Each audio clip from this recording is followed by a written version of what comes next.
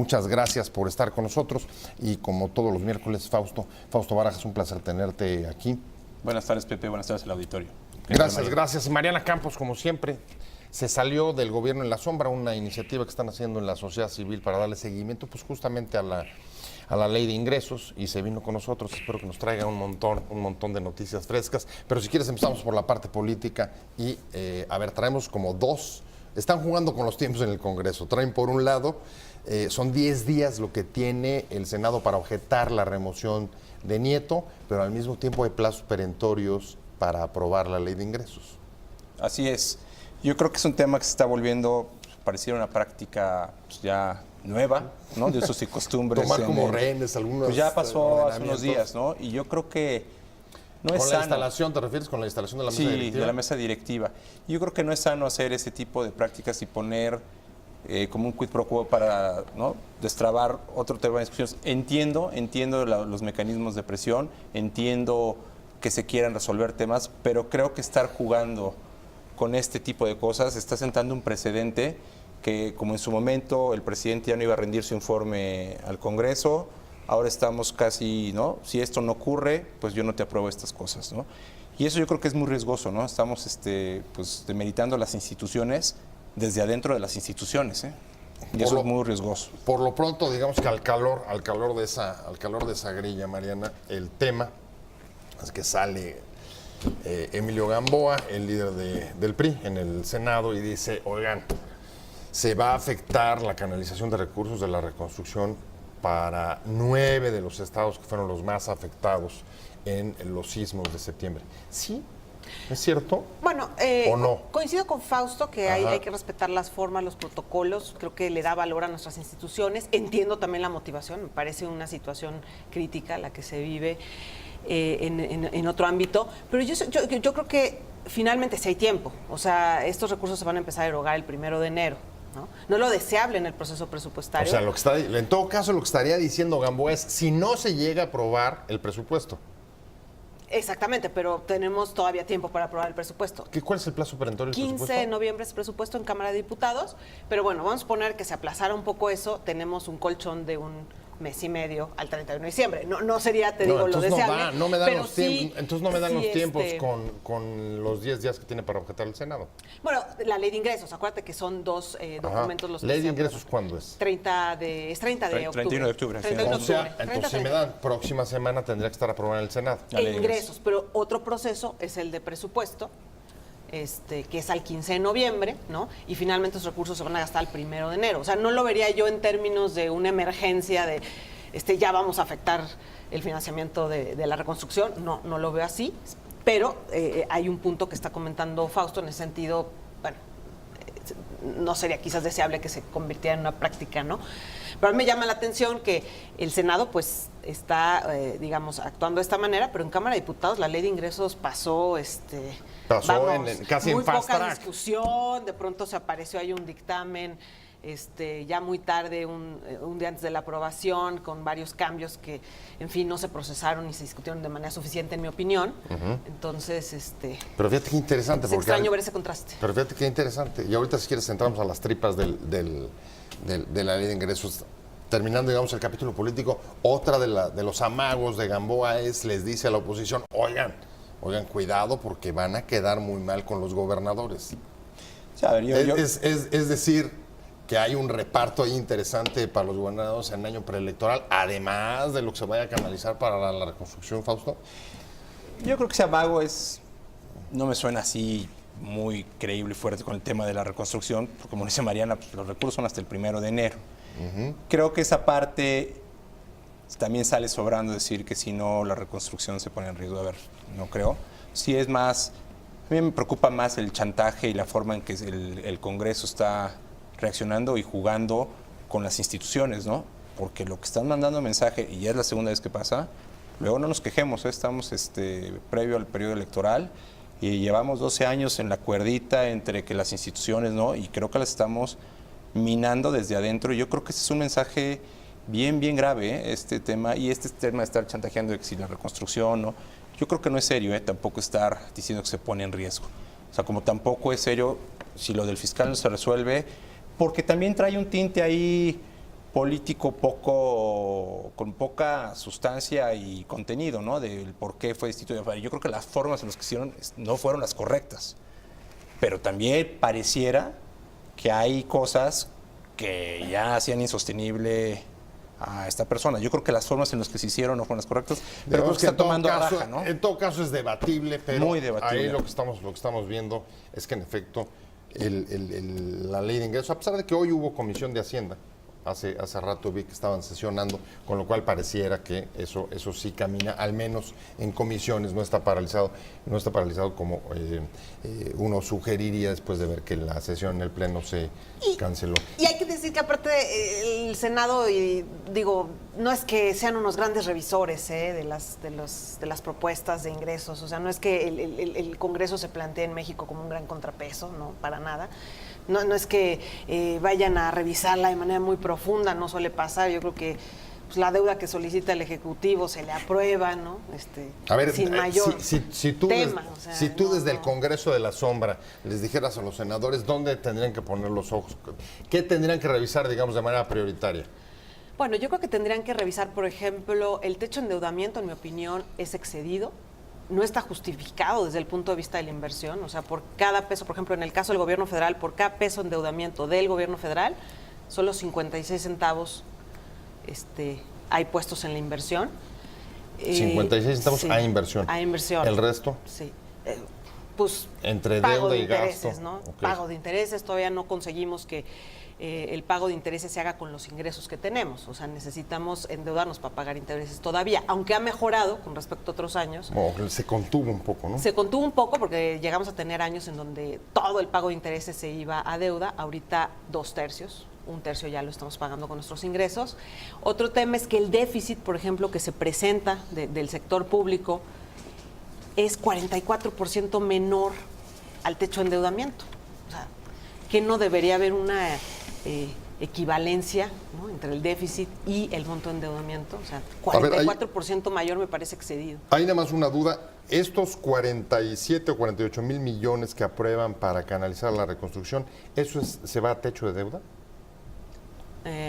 No, esa es como que hicieron crecer la bolsa de los ingresos sin una valoración muy profunda de las variables, que es lo que siempre pasa cada año, ¿no?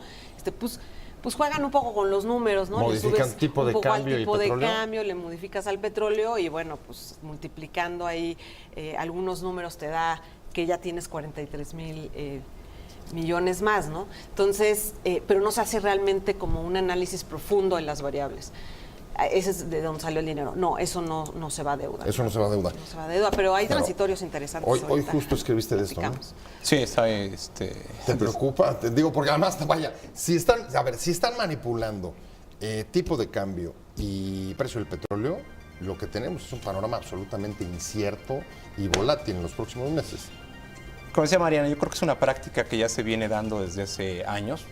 Yo creo que se fue acelerando desde que no había un Congreso ya mayoritario, que fue desde el 97. Esto ha ido increciendo, digamos, el tema en que le meten mano. Y no le meten mano de manera, llámale, técnica o para mejorar. O sea, estos 43 mil millones que sacan, me parece que esta práctica sí debe parar. ¿Qué acaba ocurriendo? Tú subes los ingresos.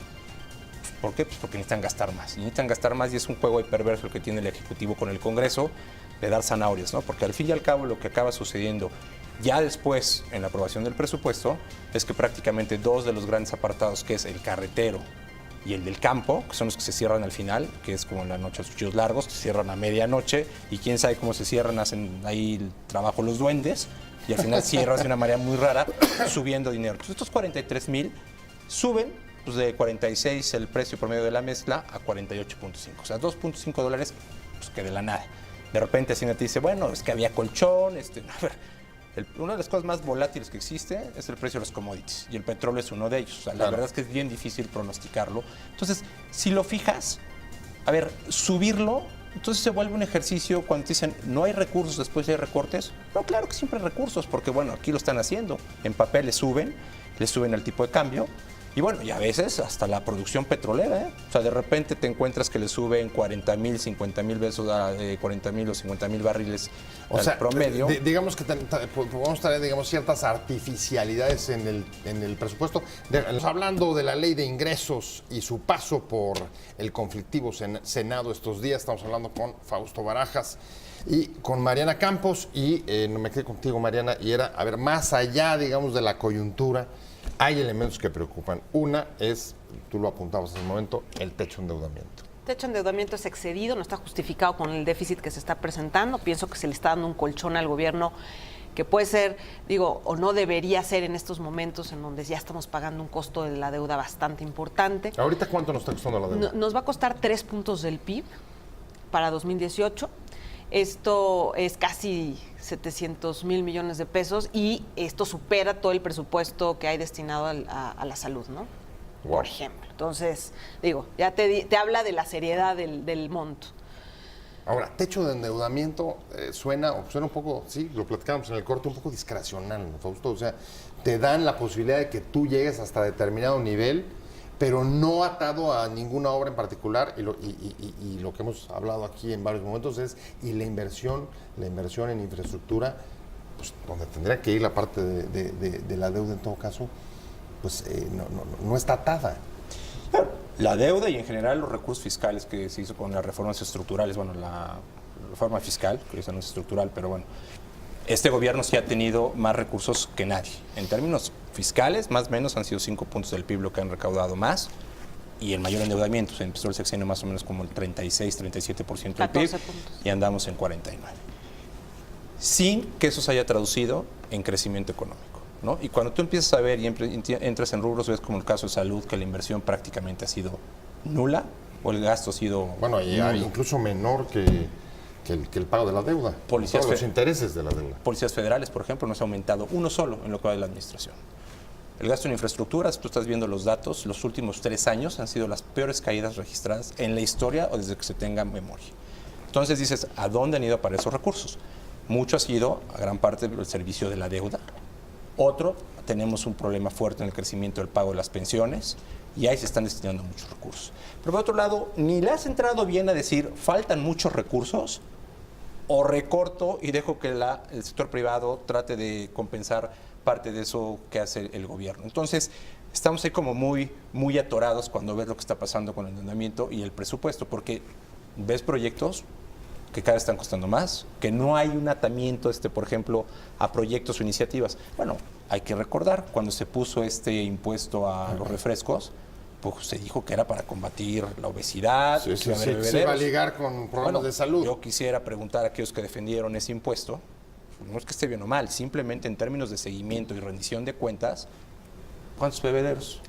¿Qué se combatió? A ver, el IMSS, el ISSSTE o la Seguridad de Salud tuvieron mucho más recursos para el combate a la obesidad, derivado de que dijeron, mira, por lo que se aumentó el impuesto, recibimos X recursos. O inversión a la X diabetes. Sí, así es. No hay seguimiento, ¿no? Mariana. Y incluso parecido y en la línea de este tema es lo del IEPS de las gasolinas, ¿no? O sea, es un buen impuesto por la manera en la que se recauda, es fácil recaudarlo y además todos pagan, los formales, los informales, pero la práctica internacional es que este tipo de impuestos están atados a un gasto, o sea, sí están etiquetados. Generalmente los IEPS en otros países están financiando transporte público, ¿no? Porque en teoría se ponen a partir de que la gasolina es un mal, nos contamina, nos genera carros que nos generan tráfico.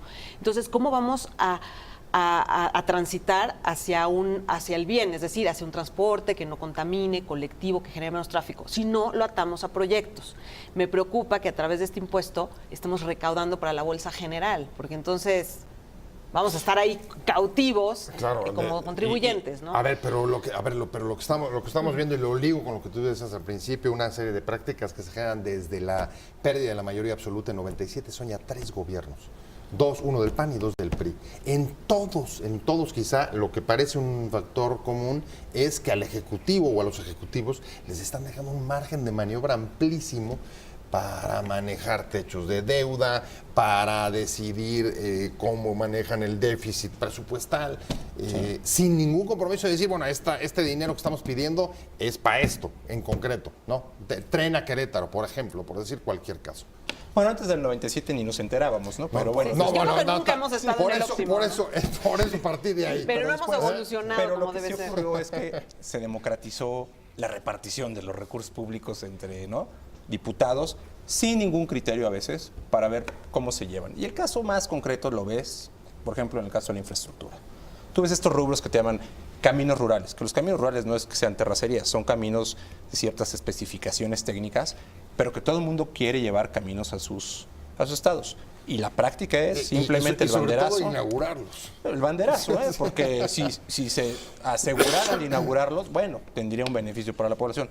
Pero lo que acaban haciendo todos es llegar con el papel y decir, ya traje recurso acá, y bueno, ¿y quién lo construye? ¿No? Venga para acá. Y eso es lo que acaba ocurriendo. Y siempre ha sido un incremento entre 15 y 20 mil millones de pesos para caminos que luego no tienen ni proyecto ejecutivo, ni tienen un registro ante la Secretaría de Hacienda. Y ese presupuesto es un juego perverso, porque acaba ahí repartido quién sabe en dónde, como decía Mariana. A ver, el IEPS, si lo ataras, a ver, ha habido IEPS en estos últimos 2 años como nunca. ¿Dónde está? Sí, ¿Qué metro ha habido? ¿Dónde se destinaron? Metrobuses. En las ciudades, por ejemplo, Guadalajara, Monterrey, ha habido incremento de la infraestructura, digamos, para hacer más sustentables las ciudades. Bueno, ya no te vayas tan lejos. Infraestructura carretera. Tú tienes uno de los presupuestos más bajos en la historia que ha habido. O sea, cerca del PPF, el Proyecto de Presupuestos de Egresos de la Federación, trae cerca de 28 mil millones de pesos. En 2012 esos presupuestos eran de 55 mil. En nominales, si los deflactamos y los volvemos reales, bueno, el tema es más crítico. Entonces, no estás viendo en dónde están yendo a parar estos recursos. Muchos de ellos van, bueno, como decía Mariano, deuda, pensiones y nómina. Y seguramente es nómina de maestros, policías, doctores, pero es insuficiente. Entonces estamos dejando sin inversión, ¿no? Yo creo que esto se va a agravar en los próximos años. Por supuesto, en el mediano plazo, sí. en el mediano plazo va a haber un efecto importante ahí porque sí está históricamente baja la inversión. Pero además de todos estos síntomas bastante malos y estos efectos que estamos ya viendo, o sea, sí nos tenemos que preocupar del proceso. El proceso está un poco deforme y eso es lo que yo creo que tenemos que atender de fondo. A mí me parece increíble que la ley de ingresos... ¿Al proceso te refieres a la discusión y a la manera de confeccionar el presupuesto? Pero a ver, un poco no es lo que está diciendo Fausto, la repartición de las rentas en que han incurrido, digamos, en las mismas prácticas de los últimos 3 gobiernos, ¿no? ¿Qué es? ¿A dónde te lleva? Pues a que sea un Congreso que se fije en estos detalles, que esté preocupado por algo muy específico que les conviene directamente a ellos, no por el interés público y no por revisar de fondo los aspectos más relevantes del presupuesto, ¿no? Tú los vas a ver después, van a estar discutiendo sobre estos famosos fondos de los moches del ramo 23 que están metidos ahí en 30 mil millones, pero traen un presupuesto de billones que no van a revisar completamente, ¿no? Entonces, es que, a ver, ¿qué fue sí nos ha desvirtuado. ¿Qué fue lo que vimos de discusión realmente sobre el presupuesto en términos mediáticos? Pues, si gasolinazo sí, si gasolinazo no. Pero fuera de eso, digamos que todos estos elementos de cómo, de dónde se va a sacar, qué va a implicar y dónde se va a poner, la verdad es que ha pasado casi de noche. Déjame hablando de la ley de ingresos, cómo está siendo procesada, o más bien, según Mariana Campos, poco y mal procesada en el Congreso y particularmente en el Senado, donde está incluso detenida. Fausto Barajas, me quedé contigo. Y la verdad es que el tema es, a pesar de la discrecionalidad en techos de endeudamiento, déficits, etcétera, pues buena parte del presupuesto está comprometido. Es una cosa un poco paradójica, pero cierta, ¿no? Sin duda, a ver, gran parte del presupuesto está comprometido. Pero aquí lo que llama la atención es que lo que no está o lo que tiene margen de maniobra son discusiones bien poco estructuradas, con bien poco contenido, simplemente a buscar, como hace rato lo decías, extracción de renta de los recursos que se obtienen de los mexicanos, ya sea vía recursos fiscales o a través de la deuda. Entonces, sin entrar a discusiones, yo creo que más de fondo sobre lo que es el presupuesto y cómo le podemos hacer. A veces debemos decir, a ver, el presupuesto se debe recortar, o sea, debe ser menor gasto o mayor, porque en una de esas se necesitan más recursos. Hablamos, no ha habido gasto en salud, no ha habido incremento en número de médicos y enfermeras. Sí, inversiones, que el país se te va a Policías, detener en los próximos años. maestros mejor pagados. Pues eso te incrementaría el gasto. O sea, no tenemos discusiones de fondo para ver si, a lo mejor no es recortar, pero es aumentar en lo que se necesita. Oye, la infraestructura le estamos metiendo. Y cuando hay infraestructura, agua, carreteras, los aeropuertos, cuando ves el presupuesto, lo que decía Mariana, está etiquetado, ¿dónde puedes ver que sí existen los anexos de los proyectos en el presupuesto que es de la Federación de Proyectos? Si tú, como ser terrenal, quieres amarrar, por ejemplo, el aeropuerto, pero el aeropuerto está financiado con deuda, pero tú quieres ver el tren México-Toluca, y hacer un match aquí, vaya, nunca lo haces. Entonces, ese tipo de cosas cuesta mucho trabajo y debería haber una mayor presión de las ONGs, pues para ver lo que se aprueba y cómo se ejerce, o sea, cómo se acaba gastando. Porque durante el año, Oye, y hablando de eso, ¿y pueden las ONGs hacer esa presión o no? Fíjate siendo honesta, Mariana. Bueno, yo creo que de los procesos donde menos puede participar uno es en el presupuestario. Yo creo que hay otros temas en los que uno puede participar. Precisamente por eso lanzamos Congreso Sombra, porque requerimos un espacio, de verdad, hay buenos especialistas en sociedad civil y en la academia para vertir opiniones de esta propuesta, así como del proceso y de fondo, ¿no? Entonces, nos hacen falta esos espacios. O sea, digamos que la parte que decía Fausto, la parte sí maniobrable, la parte que hay margen de maniobra, ahí no te dejan entrar. No. Te cuesta mucho trabajo que te dejan meter.